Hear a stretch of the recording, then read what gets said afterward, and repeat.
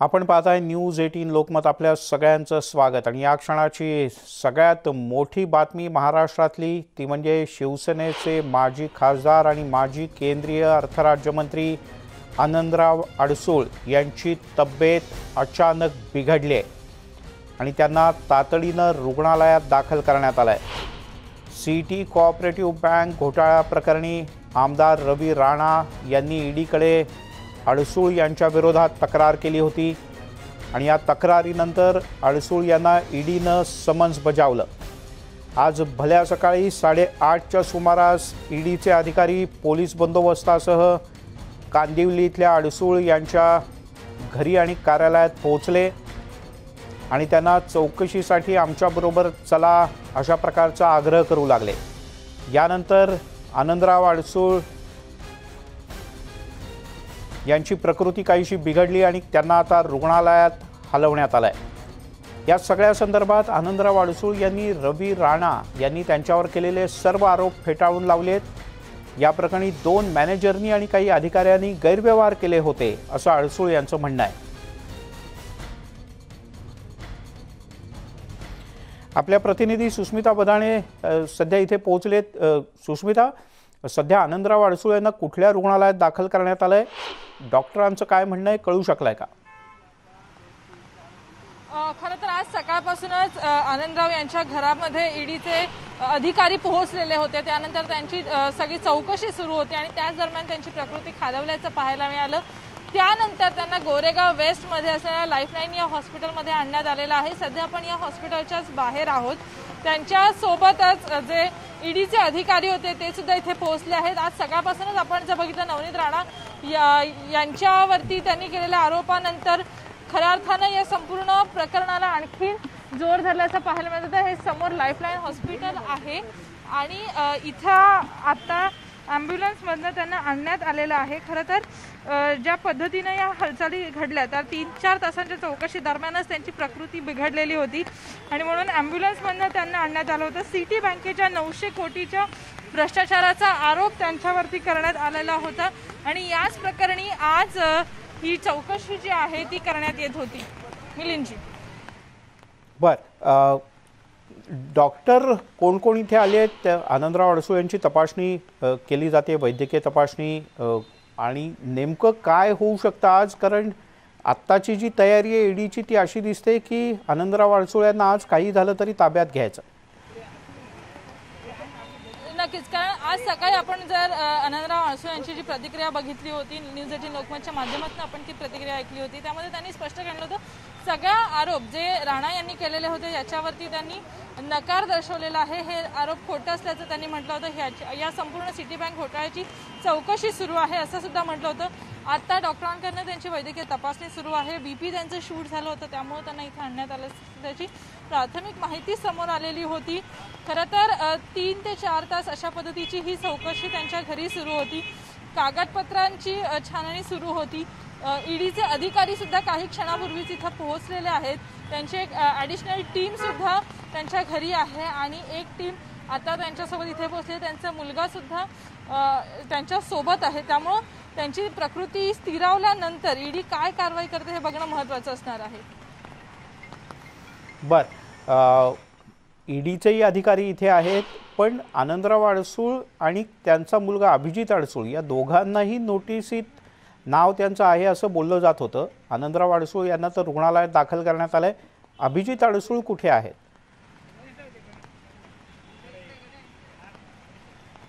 ते सुद्धा आता आपल्या वडिलांसोबत इथं पोहोचलेले आहेत. काही वेळापूर्वी ते इथे दाखल झाले होते. खरं तर ज्या पद्धतीचा आरोप प्रत्यारोप पाहायला मिळत, खरं तर आनंदराव आज संध्याकाळी दिल्लीला जाणार होते, कारण नवनीत राणा यांच्यावरती त्यांनी जो गुन्हा दाखल केला होता त्यानंतर खरं तर फार महत्त्वाची गोष्ट किंवा महत्त्वाचा खुलासा उद्या येणं अपेक्षित होतं. परंतु ज्या पद्धतीनं आज आपण बघतोय आनंदराव अडसूळ यांच्या घरावरती छापे टाकण्यात आले, ईडीकडनं तपासणी करण्यात आली. या संपूर्ण प्रकरणामध्ये त्यांचे नातेवाईक असतील, मुलगा असेल, या सगळ्यांवरती आरोप करण्यात आले होते आणि सिटी बँकच्या बाहेर सुद्धा नागरिकांनी जमायला सुरुवात केलेली होती. साधारणपणे 900 कोटीचा हा गुन्हा आहे.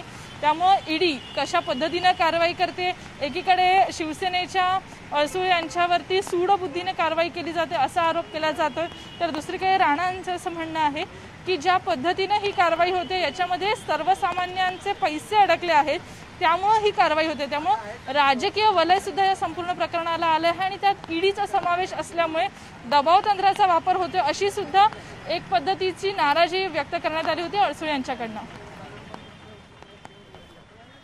पर आज शिवसेनेच्या वतीनं खरं तर संजय राऊत नेहमी बोलत असतात, पण आज संजय राऊत यांनी यावर बोलण्यास स्पष्टपणे नकार दिला आणि त्यांनी कोणतीही प्रतिक्रिया दिली नाही। अजूनही शिवसेनेच्या वतीनं कोणती औपचारिक प्रतिक्रिया आलेली नाही। किती तास ही तपासणी चालेल आणि त्यानंतर ईडीचे अधिकारी काय करू शकतात असं काही सांगितलंय सूत्रांनी? यापूर्वी आपण जर बघितलं तर पहिली समज ही ईडीनं बजावलेली होती ती जेव्हा हायकोर्टामध्ये हा संपूर्ण नवनीत राणाविषयी यांच्या जात प्रमाणपत्राविषयीचा आरोप अडसूळ यांनी केला होता, त्याच्या सुनावणीच्या दरम्यान उद्या दिल्ली कोर्टामध्ये उच्च न्यायालयामध्ये या संपूर्ण प्रकरणाची सुनावणी होणार होती। त्यामुळे आज ईडीची कारवाई ही कुठेतरी सूडबुद्धीने केलं असं जरी अडसूळ यांनी म्हटलेलं असेल तरी ईडी आज आपली कायदेशीर कारवाई पूर्ण करेल असं वाटतंय, कारण साधारण 3 ते 4 तास त्यांच्या घरामध्ये ही संपूर्ण टीम होती, वेगवेगळ्या कार्यालयांमध्ये जाऊन सुद्धा माहिती त्यांनी गोळा केलेली आहे आणि कुठेतरी ईडीनं सुद्धा त्यांची प्रकृती स्थिर झाल्यानंतर काय भूमिका घेते आणि विशेष म्हणजे त्यांना ताब्यात घेतलं जातं का हे बघणं महत्त्वाचं आहे। एकीकडे राणा यांनी केलेले आरोप आणि त्यावरती आपला काही सहभाग नाही अशा पद्धतीची भूमिका अडसूळ यांनी घेतलेली होती आणि या चौकशी दरम्यान कुठेतरी प्रकृती खालावली आणि आता लाईफलाईन हॉस्पिटलमध्ये त्यांच्यावरती वैद्यकीय उपचार सुरू आहेत। त्यामुळे जोपर्यंत त्यांची प्रकृती स्थिरावत नाही तोपर्यंत ईडीकडनं थेट काही कारवाई होणार नाही, परंतु ज्या ॲक्शन मोडमध्ये ईडी आज आहे त्या अनुषंगे त्यांची अटक होईल याला सुद्धा आपल्याला नाकारता येणार नाही, परंतु त्यांच्या तब्येतीची स्थिती काय आहे यानंतरच हा निर्णय घेण्यात येईल। बर, सुस्मिता तू राहाच आपल्यासोबत, आपण पुन्हा एकदा ही दृश्य बघूयात। आज सकाळी अडसूळ यांच्या घरी ईडीचे अधिकारी पोहोचले, त्यांच्यासोबत पोलीस कर्मचारी सुद्धा होते आणि 8:30 ते 8:45च्या दरम्यानची गोष्ट। त्यानंतर स्वतः आनंदराव अडसूळ यांनी न्यूज 18 लोकमतला प्रतिक्रिया दिली फोनवरून आणि सांगितलं की मी घरातच आहे, ईडीचे अधिकारी इथे आलेले आहेत आणि त्यांचा आग्रह आहे की आत्ताच्या आत्ता आमच्यासोबत चला, पण आधीपासूनचे कार्यक्रम लागलेले आहेत, एवढंच नाही तर मला दिल्लीला जायचं आहे कारण दिल्लीमध्ये सुनावणी आहे आणि त्यामुळे मला जाऊ देण्यात यावं असं आनंदराव अडसूळ यांचं म्हणणं होतं। पण ईडीचे अधिकारी हे ऐकायला तयार नव्हते। या सगळ्या दरम्यान आनंदराव अडसूळ यांची तब्येत काहीशी बिघडली, त्यांना काही त्रास जाणवू लागला आणि तातडीनं ॲम्ब्युलन्सने त्यांना रुग्णालयात हलवण्यात आलं आहे। ही कांदिवलीची त्यांचं घर आणि कार्यालय असलेल्या ठिकाणची ही दृश्य आहेत, इथे ॲम्ब्युलन्सनं त्यांना नेण्यात आलं आणि सध्या गोरेगावच्या लाईफलाईन हॉस्पिटलमध्ये त्यांची वैद्यकीय तपासणी सुरू आहे। अजित मांढरे आपले प्रतिनिधी आपल्यासोबत आहेत। अजित, हे सगळं प्रकरण मुळात आहे हे आजचं नाही आहे, हे बरेच वर्ष जुनं प्रकरण आहे। सिटी कोऑपरेटिव्ह बँकेमधला हा सगळा प्रकार आहे आणि अडसूळ यांचा दावा आहे, मगाशी ते आपल्याशी फोनवर बोलले आणि त्यांचा असा दावा आहे की मला अंधारात ठेवून जे मॅनेजर होते त्यांनी प्रत्यक्षात घोटाळा केला। म्हणजे इथे मुद्दा पुन्हा केंद्रीय तपास यंत्रणा आणि राज्य तपास यंत्रणा असा उपस्थित झालेला आहे, कारण का एका बाजूने ईओडब्ल्यू म्हणजे मुंबई पोलिसांची जी आर्थिक गुन्हे शाखा जी आहे त्या गुन्हे शाखेने या संदर्भात चौकशी केली होती, त्यामध्ये अडसूळ हे देखील तक्रारदार होते, तर दुसरीकडे रवी राणा यांनी देखील तक्रार केली होती आणि आता ईडीच्या अधिकारामध्ये हे प्रकरण येत असल्यामुळे त्यांनी या प्रकरणी गुन्हा दाखल केलेला आहे आणि चौकशी सुरू आहे।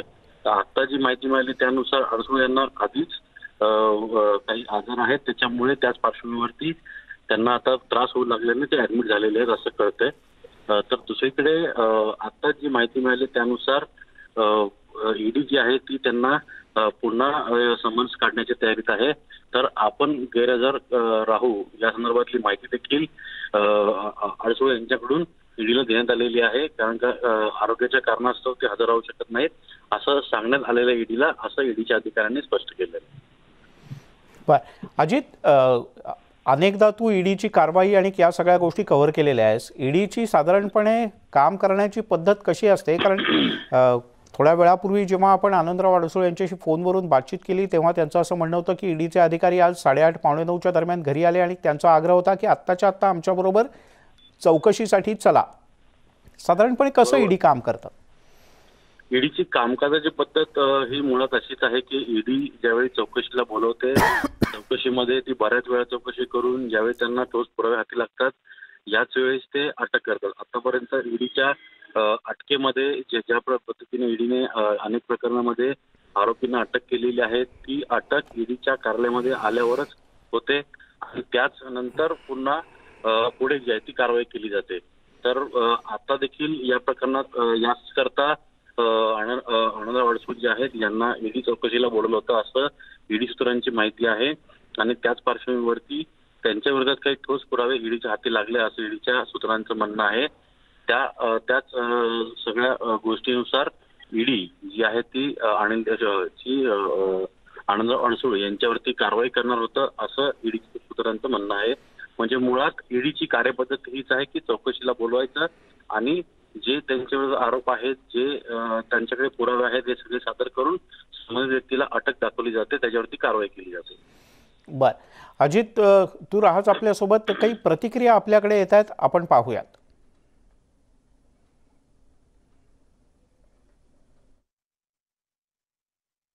गेल्या 3 वर्षाआधी सिटी कोऑपरेटिव्ह बँक बुडाली अशा प्रकारचा एक ब्लास्ट झाला आणि सगळ्यांच्या खात्यामध्ये पैसे मिळणं बंद झाले. लोकांनी चक्रा मारल्या, आंदोलनं केले, पण त्या ठिकाणी आर्थिक गुन्हे शाखेमध्ये सुद्धा तक्रार केली, लोकल पोलीस स्टेशनमध्ये सुद्धा तक्रार केली. पण ज्या बँकेचे चेअरमॅन आनंदराव अडसूळ जे त्या बँकेचे चेअरमॅन आहे त्या चेअरमॅननी आनंदराव अडसूळ यांनी त्या ठिकाणी 980 कोटी रुपयाच्या ज्या ठेवी होत्या आणि मुंबईमधले 9,000 खातेदार, सगळा 90% मराठी खातेदार, या सगळ्या लोकांची फसवणूक केली. ज्या बिल्डरांना 1 कोटी रुपये 1 कोटीची प्रॉपर्टी आहे त्यांना 5 कोटी रुपये लोन दिलं, ज्यांना 5 कोटी रुपयाची प्रॉपर्टी त्यांना 20 कोटी लोन दिलं आणि ते लोन दिल्यामुळं 20% त्यांच्याकडनं कमिशन घेतले आणि कमिशन घेतल्यानंतर ती बँक बुडाली आणि ज्या बँकेच्या 14 शाखा आहे मुंबईमध्ये त्याच्यामधल्या 5-6 ठिकाणच्या शाखेच्या प्रॉपर्ट्या ह्या मुलाच्या नावाने आणि जवायाच्या नावाने आणि त्याच प्रॉपर्ट्या त्यांनी बँकेला भाड्याने दिल्या. शिवसेना नेते आनंद अडसूळांनी सिटी कोऑपरेटिव्ह बँक बुडवली. 94 कोटी छोट्या गुंतवणूकदारांचे गेले कोट्यावधी रुपये अडसूळांच्या अकाउंट मध्ये आले. गुंतवणूकदारांसाठी उद्धव ठाकरेंनी काही कारवाई केली नाही. ईडीने अनेक समन पाठवले, अडसूळ जात नाही.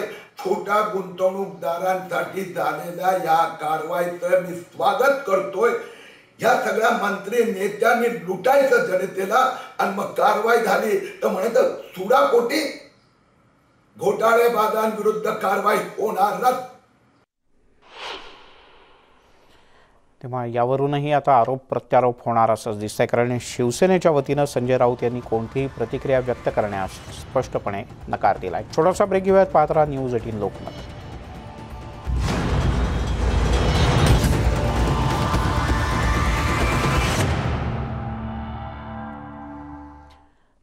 आपण पाहताय न्यूज 18 लोकमत आणि आता बातमी तुफान वाहतूक कोंडीची. ठाण्यामध्ये घोडबंदर रोडवर अभूतपूर्व अशा प्रकारची वाहतूक कोंडी पाहायला मिळते.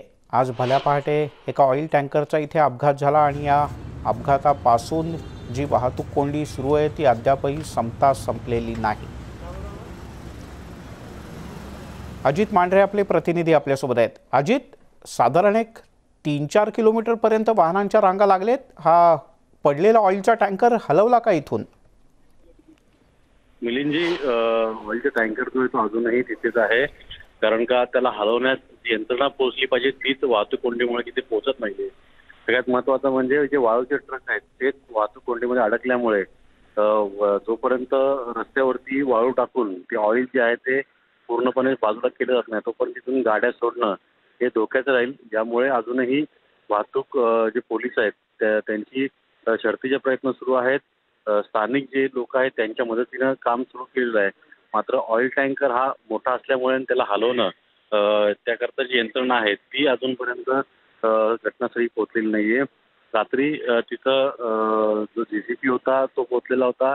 त्याच्या माध्यमातून ज्या गाड्या अडकल्या होत्या त्या काढण्यात आल्या. गाड्या तशा पाहायला गेल्या तर बऱ्याच बाजूला केल्या गेलेल्या आहेत. पण जी जी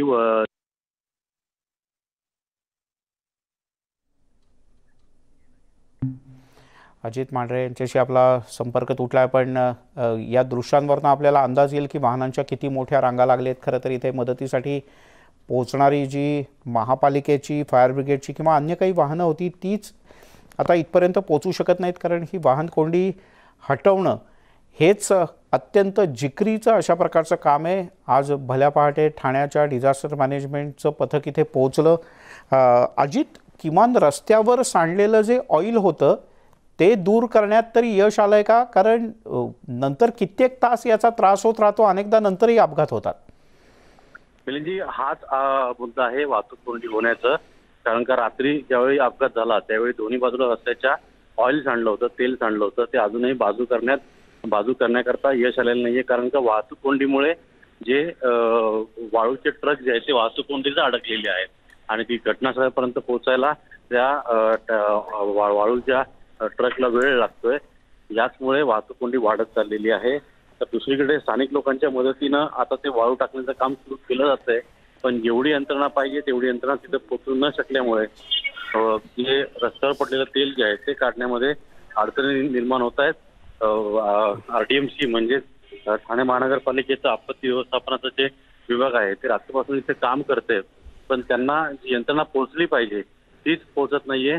कारण का वाहतूक कोंडी मोठ्या प्रमाणात आहे आणि रांगा ज्या आहेत त्या कायमीपासून पुढे जो फाउंटन हॉटेल आहे तिथपर्यंत आता गाड्यांची रांग लागलेली आहे. तर इथं ठाण्याच्या बाजूला ठाणे शहरामध्ये वाहतूक कोंडी आता शिरलेली आहे.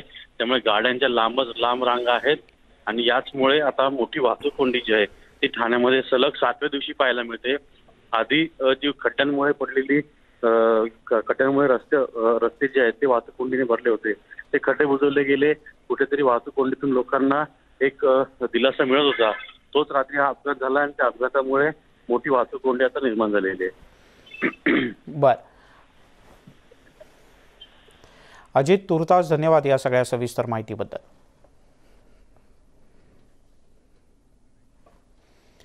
इकडे दिल्लीसह देशभरात काही ठिकाणी शेतकरी आंदोलन सुरू आहे आणि त्या आंदोलनाचा वाहतुकीला सुद्धा मोठा फटका बसला. दिल्ली गुरुग्राम मार्गावर अभूतपूर्व अशा प्रकारची वाहतूक कोंडी झाली. नोएडा हायवेवर सुद्धा तुफान वाहतूक कोंडी झाली आणि वाहनाच्या कित्येक किलोमीटरपर्यंतच्या लांबच लांब रांगा लागल्या. त्यामुळे दिल्लीकर आज बऱ्याच काळानंतर पुन्हा एकदा अभूतपूर्व अशा वाहतूक कोंडीत तासनतास अडकले आहेत.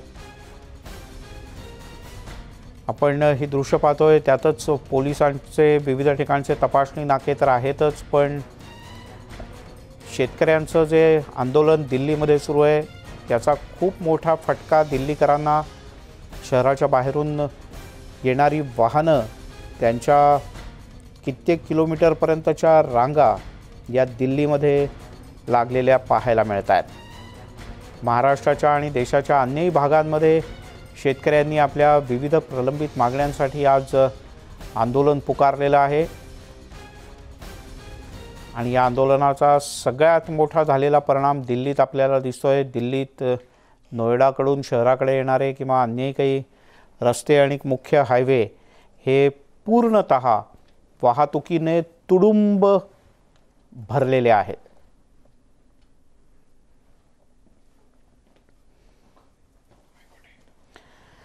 लसीकरणासह विविध विषयांच्या संदर्भात तुमच्या मनात काही प्रश्न असतील, कदाचित कोरोनाच्या बद्दलचे प्रश्न अजूनही संपले नसतील, तेव्हा या प्रश्नांची सोडवणूक कुठे करायची असं जर का तुम्हाला वाटत असेल किंवा तुम्ही शोधत असाल तर उत्तर सोपं आहे. एक फोन नंबर लिहून घ्या. नेटवर्क 18 आणि फेडरल बँकेचा एक संयुक्त उपक्रम संजीवनी शॉर्ट ऑफ लाईफ या अंतर्गत लसीकरणाच्या जनजागृतीनंतर आता आम्ही एक व्हॉट्सॲप क्रमांक सुरू केला आहे आणि या व्हॉट्सॲप क्रमांकावर तुमच्या मनातला प्रश्न तुम्ही पाठवा. 7977773753 या क्रमांकावर एक व्हॉट्सॲपला मेसेज करा आणि तुमच्या मनातल्या कुठल्याही प्रश्नाचं तज्ज्ञांकडून खात्रीशीर उत्तर तुम्हाला निश्चितपणे मिळू शकेल.